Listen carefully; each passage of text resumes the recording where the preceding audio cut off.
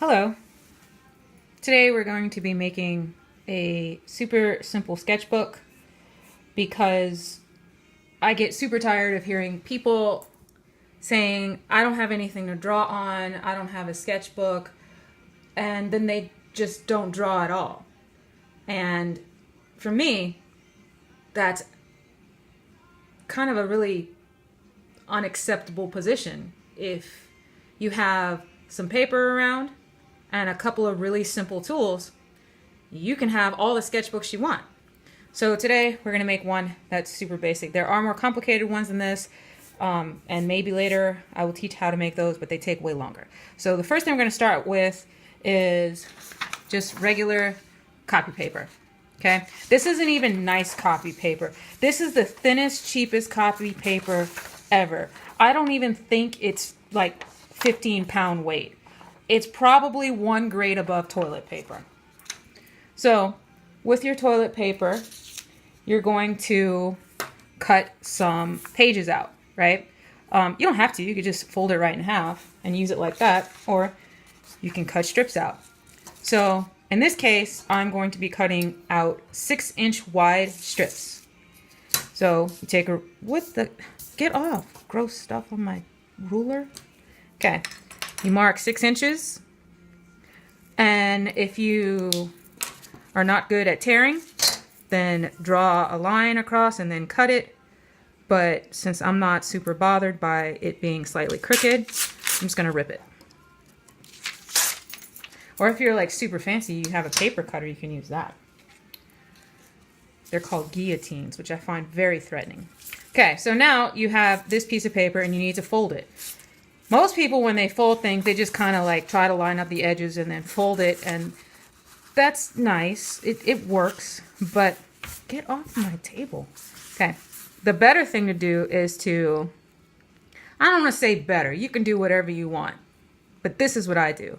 Line up your edges like this, take your finger and pull till you have this kind of a fold. Do you see how it's like kind of creased on either side? And then you take a gift card, a license, a school ID, you can use a popsicle stick, you can use anything. I have this, I think I found this on the ground somewhere. So you use this to get a tight fold, because a tight fold is really important in making good sketchbooks. So you just pull that way and turn around, pull that way. And then you have sharp fold. And it's fairly sharp. I've cut myself on one of these. It's so sharp. All right.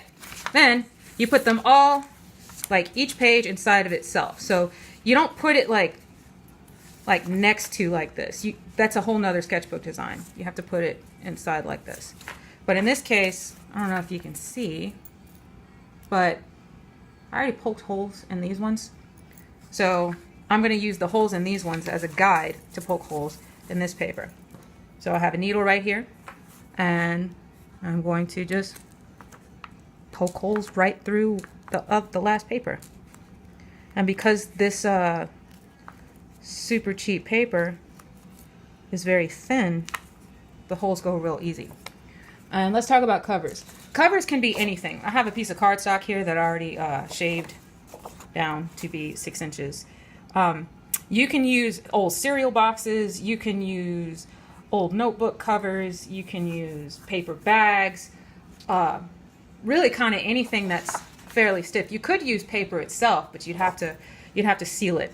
So then, same thing. You're gonna fold it over, meet your edges like this, take your finger, pull it till you get like this kind of like crinkle on either side, and then take your ID thing or your piece of cardstock, and then you swipe like this. And what that does is it makes you have a real clean fold instead of all raggedy. And then you take your pages that you just poked holes in, put it right inside of your cover, and then you poke holes through the cover. It's not hard. It can be done almost anywhere. The inspiration strikes to make a sketchbook. Maybe you got something you have to just get down, because if you don't draw it, the world is going to end. Or maybe you just saw a cute puppy dog and you want to draw it. Okay, so now we're going to talk about the sewing. The sewing is the tricky part, because you have to sew all the way down and all the way back up and then tie it off. So we're going to talk about how to do that. So the first thing is sew from the inside. From the inside. Pull your knot until it, I don't know if you can see this, until it touches. But don't pull it tight enough to pull it through, because then you'll, defeat the purpose of having a knot at all. It's not a knot. And then you go into the next hole, see if it's coming through the other side, and pull it through. And once again, don't pull it through so hard that it pulls that top stitch out. And then turn it over. And on the inside, it's kind of better to use a bigger needle instead of a super teeny tiny needle, but whatever you have on hand, use it. I'm a big fan of adaptability. So now I'm going to just sew this all the way down and then all the way up.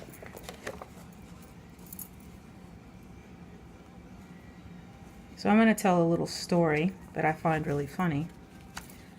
When I was in college, I had this apartment, and the apartment had a stove and a vent hood above it. And the vent hood had a light that never worked, ever. Of course, I never tried putting a light bulb in it or really kind of doing any maintenance, because I didn't really cook that much. So it was just off, never worked. And then one day, going to sleep, notice that now I'm going back the way that I came before. All of a sudden, the light turned on. It's like 11:45 at night, midnight. And so instead of going investigating, I just said, "See you later, ghosts," and I left, and I went and stayed at a friend's house till the next day, because I don't play with ghosts. My little brother is the same way. One time, my middle brother was trying to scare him. My baby brother was 8 years old, and he was making ghost sounds in the bathroom. And my baby brother opened the door, punched my middle brother directly in the face, closed the door back, and then locked it. All with his eyes closed, because he's not going to get caught out here in a horror movie. Okay, so once you have come all the way back up, go one more time this way through this next hole.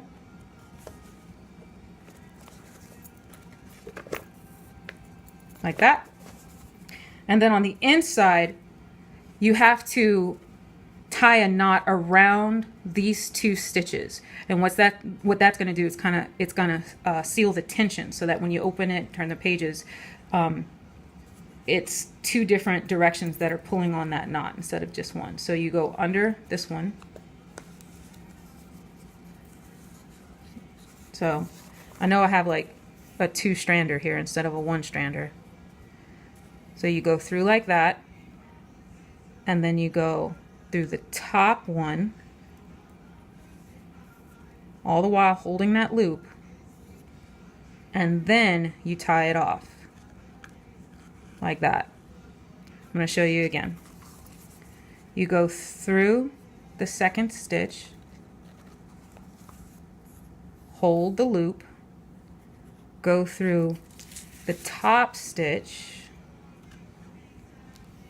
hold the loop, and then knot it off. And then take your scissors and cut the excess. And if you wanted to, you could put glue on those knots if you want to do that. But once that's done, you take your little card, smooth it down, and your sketchbook is done. There's a couple of things you can do. So if you see the edges, they're not straight, you can take a razor knife and a ruler and trim it and shave it down so it's nice and straight. And you can use really pretty covers. Several stores sell really cool cardstocks and things for scrapbooking. That's really good for this. So now your sketchbook is done. So you write whatever you want on it. I'm going to write basic sketchbook. That K is not violent enough. It's missing its foot. Because this is a basic sketchbook. And inside of it, I'm going to draw what I used to draw on the back of all my tests in college. I don't know why I drew this, but I always did.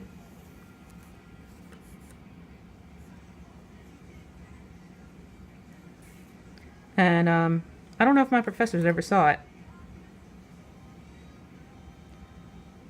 And if they did see it, I don't know what they might have been thinking, why I was drawing this. But, yeah. This little comic of a car. I don't know, maybe I was thinking of Wile E. Coyote. I'm not sure. But there we go. There's my first basic sketch in my basic sketchbook. Try it out.